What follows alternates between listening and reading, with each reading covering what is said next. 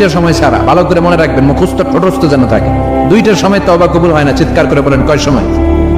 এক হলো বাদাল গরগরা, গরগরানি যখন আসে, মালাকুল মাউত যখন চলে আসে, মালাকুল মাউতরে যখন দেখে ফেলবেন তখন তওবা কবুল হবে নাকি? কথা কয়? আল্লাহ বলে সময় শেষ। তার মানে বাদাল গরগরা তওবা কিন্তু আর কবুল হয়। এই হলো একটা। নাম্বার 2, বাদা তুলুই শামস মিন মাগরিবিহা, প্রতিদিন চাঁদোলাতে সূর্য কোন দিক দিয়ে ওঠে? কথা কয় না? পূর্ব দিকে।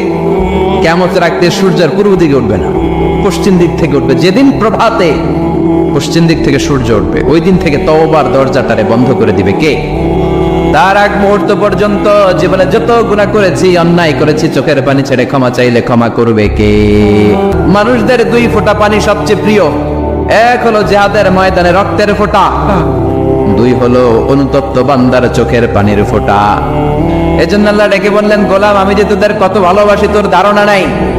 চোখের পানি ছাড়, গুনার কথা স্মরণ কর, তওবা কর। তওবার মতো তওবা করলে সব গুনাহ মাফ করে দিতে পারে কে?